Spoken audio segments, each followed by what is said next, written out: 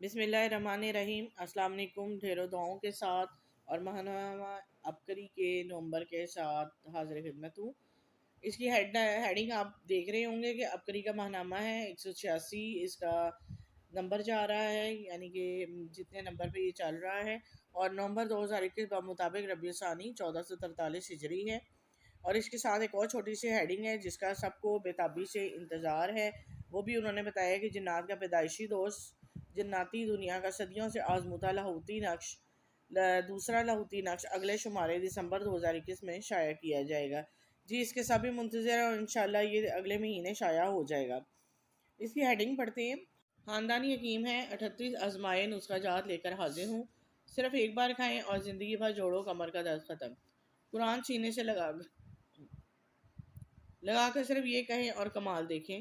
حاملہ خواتین میری بڑی بوڑھیوں کا ٹوٹکا آزما لیں۔ بڑھاپے تک نظر ٹھیک، بکری کی سری کا ٹوٹکا۔ ٹھٹھرتی سردی میں ہلدی کا طاقتور اور شفائیہ حلوہ۔ 14 سجدوں کا عمل، ہر محتاجی دور، تنگ دستی کا خاتمہ۔ کوئی اپنا برد کردہ ہو جائے تو یہ مٹھائی کھلا دیں۔ 6 ترکیبوں میں لمبی عمر پانے کا راز چھپا ہے۔ ڈینگی بخار، اسہال، خراب گلے کا دیسی علاج۔ چیختا رہا شادی سادگی سے کیجیے، اب بھگتیں۔ قبروں کے راز کے لیکن انوکھے۔ جی یہ بار پہ ایک خاص اعلان بھی لکھا ہوا ہے، اس کو بھی پڑھتے ہیں۔ اپنے مقدر میں خوش نصیبی لانا چاہتے ہیں؟ 11 نومبر 2021 بروز جمعرات تسبیح خانہ لاہور میں بعد نماز مغرب 9 چندی کا درس ہوگا۔ جادو، جنات، گھریلو الجھنیں، نظر بد، کاروباری بندشیں، رشتوں بندش، سفلی علم، میاں بیوی میں دراڑ، تمام مسائل ختم۔ جی چلتے ہیں اس کے فرسٹ پیج کے فرسٹ ٹاپک کی طرف۔ گالی دینا، بہتان لگانا، کسی کا ناحق مال کھایا تو قیامت کے دن کیا ہوگا۔ پڑھتے ہیں اس کو۔ حضرت ابو ہریرہ رضی اللہ تعالیٰ عنہ کی روایت ہے کہ حضور صلی اللہ علیہ وآلہ وسلم نے ایک مرتبہ اپنی مجلس میں لوگوں سے پوچھا، جانتے ہو مفلس کون ہوتا ہے؟ لوگوں نے عرض کیا، ہم میں سے مفلس وہ ہوتا ہے جس کے بعد مال متاع کچھ نہ ہو۔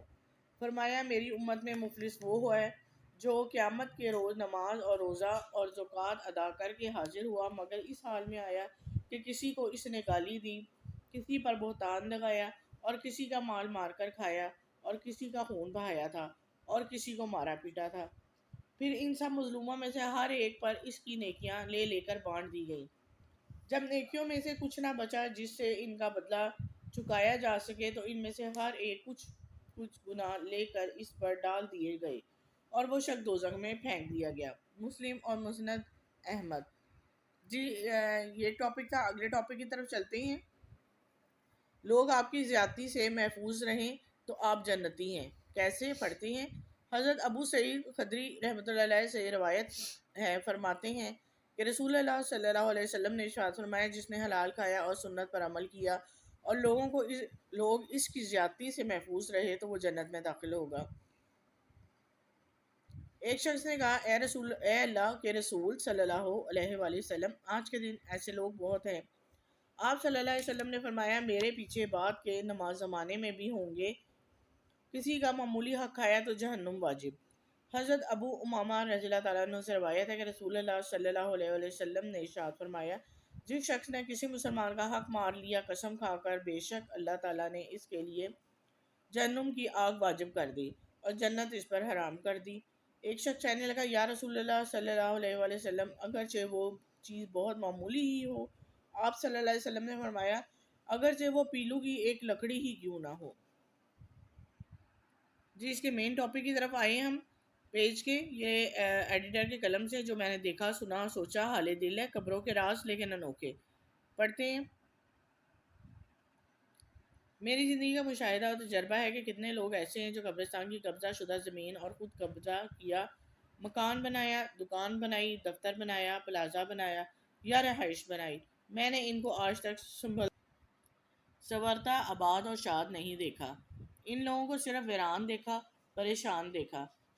میں اسلام آباد کے ایک سیکٹر میں گیا، وہاں تاحد نظر 3 منزلہ فلیٹ بنے ہوئے تھے۔ جس گھر میں گیا وہ کہنے لگے، یہاں کوئی گھر ایسا نہیں جہاں بربادی، پریشانی، مسائل اور مشکلات نہ ہوں۔ ہر گھر میں بیماری، دکھ، تکلیف، ناکامی، مسائل، مشکلات۔ اس کی وجہ یہ کہ تمام سیکٹر اصل میں 1960 سے پہلے ایک گاؤں کا قبرستان تھا۔ انہوں نے قبرستان ختم کر کے اس کے اوپر فلیٹ بنا دیے، پھر بربادی ہی بربادی ہے۔ عرشی نظام نے تباہ و برباد کر دیا۔ ایک اور واقعہ ہے کہ ایک صاحب کے گھر کے ساتھ قبرستان تھا، انہوں نے آہستہ آہستہ اس میں اپنا احاطہ بڑھانا شروع کیا، بڑھاتے گئے، کوئی حکومتی لوگ آئے، ان کو بھی لے دے کر چپ کروا دیا۔ لیکن عرشی نظام تو طاقتور ہے، اور عرشی نظام میں حرکت میں آیا تو تباہی اور بربادی وہ ہوئی کہ زمانے کے لیے عبرت بن گیا۔ آج بھی عبرت ہے،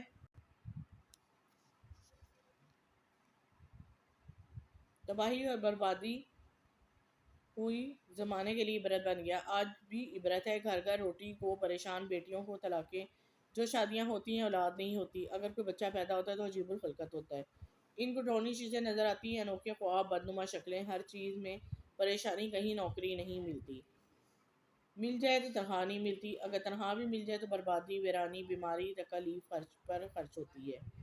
حد سے زیادہ ناکامیاں ان کے قریب ہیں، پریشانیاں ان کا پیچھا نہیں چھوڑتی۔ کہتے ہیں کہ کسی نے ہم پر جادو کر دیا یا جنات نے ہماری زندگی برباد کر دی۔ نہ جادو ہے نہ جنات ہے، یہ اصل ان کو قبرستان والوں کی بد دعائیں ہیں، آہیں ہیں، اور اس کا نقصان اور بربادی ان کے ساتھ چل رہی ہے اور شاید چلتی رہے، لیکن ان کو سمجھ نہیں آ رہی، مانتے نہیں ہیں لیکن واپس نہیں پلٹتے۔ حال دل کا نیکسٹ ٹاپک ہے، مکوڑے انسانوں کی طرح باتیں کرنے لگے۔ ابھی ہمارے دوست جنوبی پنجاب سے آئے، کہنے لگے کہ ایک جگہ قبرستان تھا، پھر قبریں مٹا کر وہاں انہوں نے مکان بنانا چاہا تو کالے مکوڑے آئے۔ بظاہر تو وہ مکوڑے تھے، ان کی کوئی اہمیت نہیں تھی، نہ کوئی توجہ دی، ظاہر ہے مکوڑے پاؤں کے ذریعے مسل دیے جائیں گے تو کوئی احساس نہیں ہوتا، لیکن حیرت انگیز بات کہ وہ مکوڑے انسانوں کی طرح باتیں کرنے لگے اور کہنے لگے کہ یہاں مکان نہ بناؤ، یہاں اہل اللہ کی روحیں ان کے قبور ہیں۔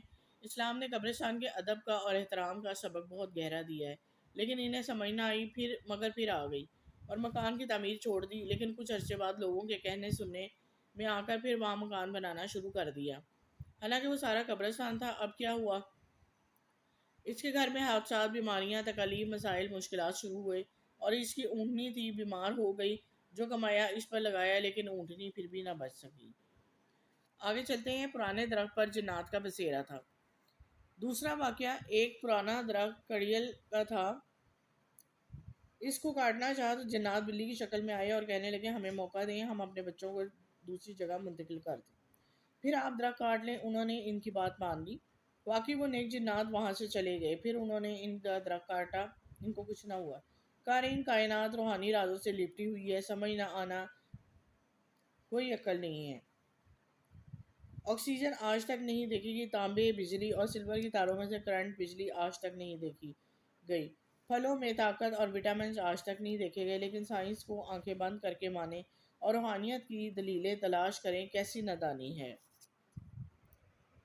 نیکسٹ پیج سے ہم آتے ہیں، نیکسٹ پیج کی طرف۔ شیخ الوظائف نے فرمایا، کیا فرمایا پڑھتے ہیں، مرے جہاں میں کہیں بھی اٹھیں گے مدینے میں۔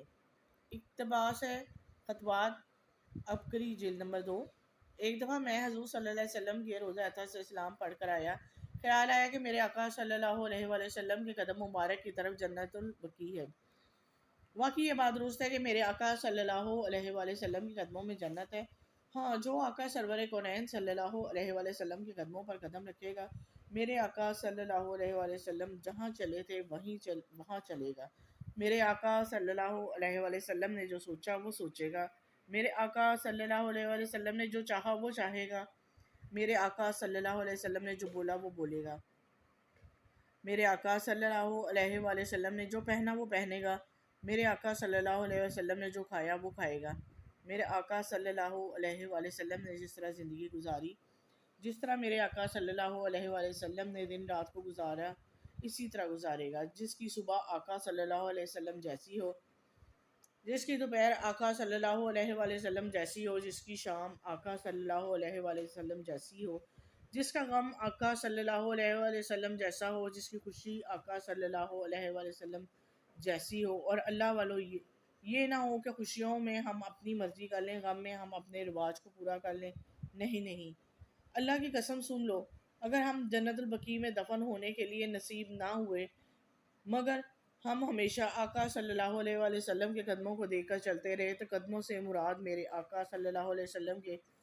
بتائے ہوئے راستے ہیں۔ میرے آقا صلی اللہ علیہ وسلم جن چیزوں کو چھوڑ کر گئے، جو نشانیاں چھوڑ کر گئے، اگر ان پر چلتا رہا تو کیا فرمایا کہ जिगर इश्क नबी सल्लल्लाहु अलैहि वसल्लम सीने में, मरेगा जहाँ भी उठेगा मदीने में। कि दुनिया में जहाँ कहीं भी मर जाए, अल्लाह पाक उसे नबी करीम सल्लल्लाहु अलैहि वसल्लम के तरीक़ों पर चलने की वजह से क़यामत के इस जगह पर क़यामत के दिन मदीना मुनव्वरा में उठाएंगे। विलायत का नुस्खा है। किसी ने एक अल्लाह वाले से विलायत का नुस्खा पूछा और साथ कहा, हो आसान कि मैं बड़े चिल्ले नहीं कर सकता। बुजुर्ग ने फरमाया, तो रात को नदामत के साथ उठो, सो और सुबह नदामत के साथ उठो। अगर तू रात को तहज्जुद नहीं पढ़ सकता, अगर तू रात को नवाफिल नहीं पढ़ सकता, अगर तू बड़ी इबादत नहीं कर सकता, अगर तू बड़ी रियासतें नहीं कर सकता, तो तू रात को अपने गुनाहों पर नदामत करके सो और सुबह नदामत से उठ। सोते वक्त अल्लाह से कहे कि या अल्लाह, आज सारा दिन मैंने तुझे राज़ी ना किया। या अल्लाह, मैंने नमाज पढ़ी भी तो तेरे ध्यान के बगैर। या अल्लाह, मैंने ज़िक्र भी किया तो टूटा फूटा। या अल्लाह, ज़िक्र में तेरा ध्यान तो नसीब हुआ, मगर अल्लाह ताला तेरी ज़ात आली की तवज्जो मुझे ना मिल सकी। या अल्लाह, मैं तेरे हबीब सल्लल्लाहु अलैहि वसल्लम को क्या मुँह दिखाऊंगा, इस बात की शर्मिंदगी हमारे दिल में हो। जी, बहुत अच्छा टॉपिक था।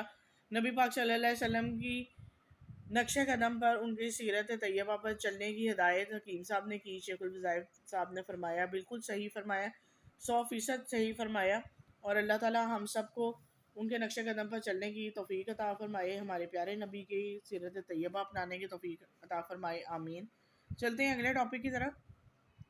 मालिक का बेटा ढूंढने कराची गया और फिर जो गुलाम अपने आका से भागा हुआ हो, जिस गुलाम ने अपने आका को नाराज़ किया हो, और नाराज़ कैसे किया हो कि आका का बेटा गुम हो गया।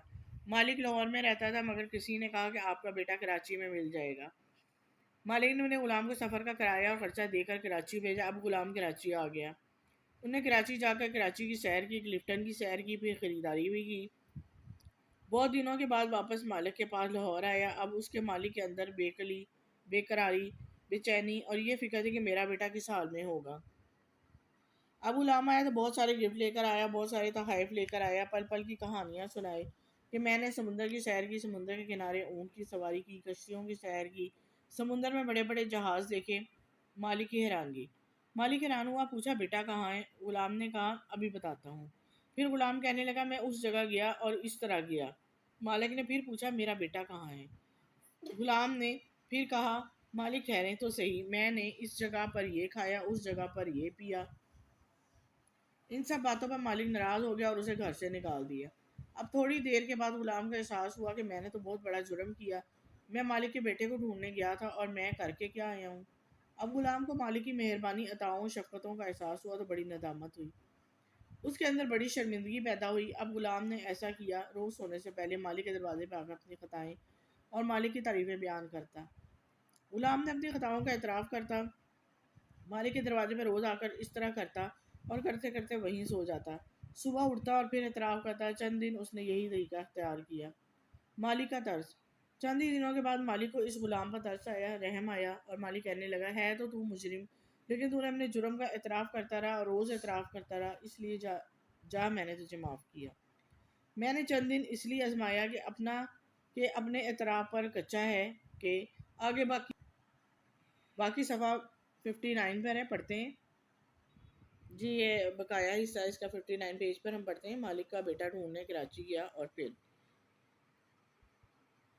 अपने जी पीछे से इस के पक्का है अपने एतराफ़ पे गलती मानने पर, ऊपर से तो मुलामत कर रहा है या हकीकत में कर रहा है।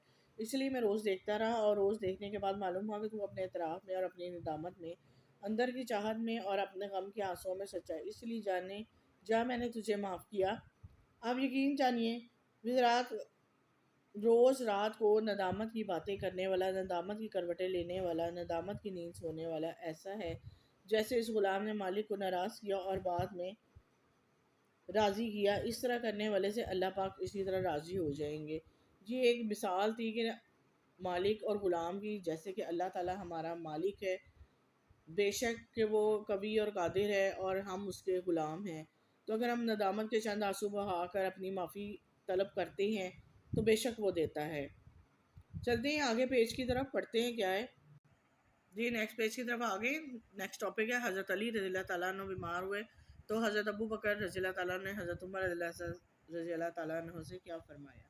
ایک مرتبہ حضرت سیدنا علی مرتضیٰ رضی اللہ تعالیٰ عنہ بیمار ہو گئے۔ جب حضرت سیدنا ابو بکر صدیق رضی اللہ تعالیٰ عنہ کو معلوم ہوا تو آپ رضی اللہ تعالیٰ عنہ نے حضرت سیدنا عمر فاروق اعظم رضی اللہ تعالیٰ عنہ اور حضرت سیدنا عثمان غنی رضی اللہ تعالیٰ عنہ دونوں سے ارشاد فرمایا حضرت علی رضی اللہ تعالیٰ عنہ بیمار ہو گئی ہیں، ہمیں ان کی عیادت کے لیے ضرور جانا چاہیے۔ یہ سن کر وہ بھی تیار ہو گئے، لہٰذا تینوں حضرت سیدنا علی مرتضیٰ رضی اللہ تعالیٰ عنہ کے گھر پہنچے۔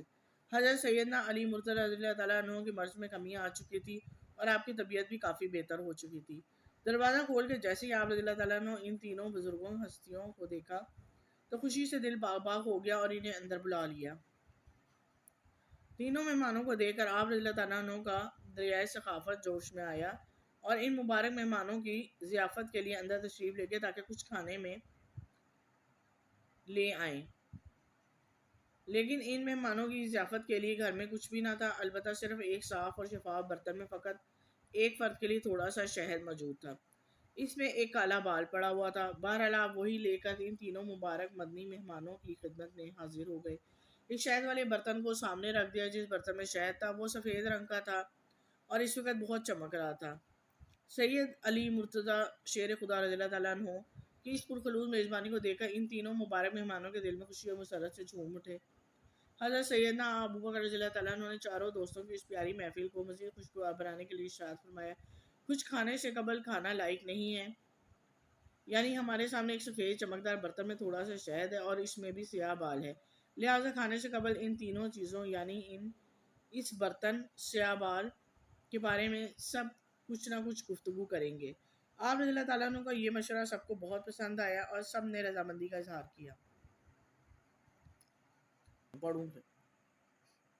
پسند آیا، سب نے رضامندی کا اظہار کیا، البتہ یہ مطالبہ کیا گیا کہ آپ رضی اللہ تعالیٰ عنہ چونکہ ہم میں سب سے زیادہ عزیز و مکرم اور ہمارے سردار ہیں تو لہٰذا گفتگو کی ابتدا آپ سے ہوگی۔ آپ نے فرمایا ٹھیک ہے، پھر ارشاد فرمایا اللہ کا دین اس برتن سے بھی زیادہ نورانی ہے، اللہ کا ذکر اس شہد سے بھی زیادہ میٹھا ہے، شریعت اس بال سے بھی زیادہ باریک ہے۔ حضرت سیدنا ابو بکر صدیق رضی اللہ تعالیٰ عنہ کے بعد حضرت سیدنا فاروق اعظم نے یوں لب کشائی کی کہ جنت اس برتن سے بھی زیادہ نورانی ہے اور اس کی نعمتیں اس شہد سے بھی زیادہ میٹھی ہیں اور پل صراط اس بال سے بھی زیادہ باریک ہے۔ حضرت سیدنا فاروق اعظم رضی اللہ تعالیٰ عنہ کے بعد حضرت سیدنا عثمان غنی رضی اللہ تعالیٰ عنہ گویا ہوئے، قرآن پاک اس برتن سے بھی زیادہ نورانی ہے اور اس کی تلاوت اس شہد سے بھی زیادہ میٹھی ہے، اس کی تفسیر اس بال سے بھی زیادہ باریک ہے۔ حضرت سیدنا عثمان غنی رضی اللہ تعالیٰ عنہ کے بعد حضرت سیدنا علی مرتضیٰ رضی اللہ تعالیٰ عنہ نے یوں فرمایا، میرے گھر میں تشریف لانے والے مہمان اس برتن سے بھی زیادہ شفاف اور نورانی ہیں، ان کا کلام اس شہد سے بھی زیادہ میٹھا ہے، ان کا دل اس بال سے بھی زیادہ باریک یعنی نازک ہے۔ جی کتنی خوبصورت اور کتنی پیاری باتیں تھیں جو چاروں خلفائے راشدین نے آپس میں ایک دوسرے کے لیے فرمائیں، اور یہ باتیں یہی لوگ کر سکتے تھے جو کہ خوبصورت لوگ تھے، خوبصورت دل رکھتے تھے۔ چلتے ہیں اپنے نیکسٹ ٹاپک کی طرف، بھی کا شاندار خاتمہ۔ حضرت سیدنا ابو بکر صدیق رضی اللہ تعالیٰ عنہ کے آزاد کردہ غلام حضرت سیدنا عامر بن فہیرہ رضی اللہ تعالیٰ عنہ غار ثور والے پہاڑ کے آس پاس دن بھر بکریاں چراتے رہتے اور رات کو غار میں دودھ لے کر پہنچ جاتے اور یہ دونوں مبارک ہستیاں دودھ پی کر رات آرام سے گزارتی اور غلام صبح ہانک کر دوبارہ انہیں چرانے لے جاتا۔ 3 راتوں تک یہی سلسلہ چلتا رہا۔ سیدنا عامر بن فہیرہ کون تھے؟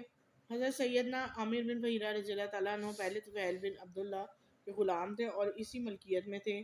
جب اسلام کی دولت سے مالا مال ہوئے تو حضرت ابو بکر صدیق رضی اللہ تعالیٰ عنہ نے آپ کو خرید کر آزاد فرمایا۔ غزوہ بدر اور احد میں شرکت کی سعادت حاصل کی۔ جسد مبارک سے نور۔ بئر معونہ کے سانے میں 40 برس کی عمر میں اس صحابی رسول نے جام شہادت نوش فرمایا۔ ان کو شہید کرنے والے عامر بن طفیل نے جو بعد میں اسلام لے آئے، آپ رضی اللہ تعالیٰ عنہ کا بیان تھا، جب میں نے سیدنا عامر بن فہیرہ پر نیزے سے پہلا وار کیا تو ان سے ایک نور نکلا، اور بعد ازاں حضرت سیدنا عمر بن طفیل رضی اللہ تعالیٰ عنہ دربار نبی صلی اللہ علیہ وسلم سے استغفار کیا کہ یا رسول اللہ وہ کون تھے جو شہید ہوئے؟ تو میں نے دیکھا کہ انہیں آسمان اور زمین کے درمیان اٹھا لیا گیا ہے، یہاں تک کہ آسمان ان سے نیچے رہ گیا ہے۔ تو آپ صلی اللہ علیہ وسلم نے فرمایا وہ عامر بن فہیرہ تھے۔ جی یہ تھے وہ صحابہ جو نبی پاک صلی اللہ علیہ وسلم کی خدمت میں حاضر ہو کر ان کو غار میں آ کر دودھ پلایا کرتے تھے اور ثواب کماتے تھے، اسی لیے ان کا انجام بالخیر ہوا۔ امید کرتی ہوں جتنے پیج میں نے آپ کو پڑھ کے سنائے ہوں گے اس میں آپ کو بھی پسند آئے ہوں گے، مجھے تو بے انتہا پسند آئے، بہت اچھی اور پیاری باتیں تھیں، کچھ سبق آموز بھی تھیں اور کچھ ہمارے لیے قابل فخر باتیں بھی تھیں۔ ان جو امنیہ ماہنامہ آپ کے لیے نومبر کا ہے، اس کو بھی لائک اور شیئر زیادہ سے زیادہ کریں، کیونکہ یہ صدقہ جاریہ ہے، نیکی کو پھیلانا صدقہ جاریہ ہے۔ ہمارے نبی پاک صلی اللہ علیہ وسلم کا بھی یہی فرمان ہے۔ اور میرے چینل کو سبسکرائب کرنا مت بھولیں تاکہ آپ کو نئی اپڈیٹس جلدی ملتے رہیں۔ انشاءاللہ نیکسٹ ویڈیو کے ساتھ جلدی حاضر خدمت ہوں گی، اب تک کے لیے اجازت دیں، اللہ حافظ۔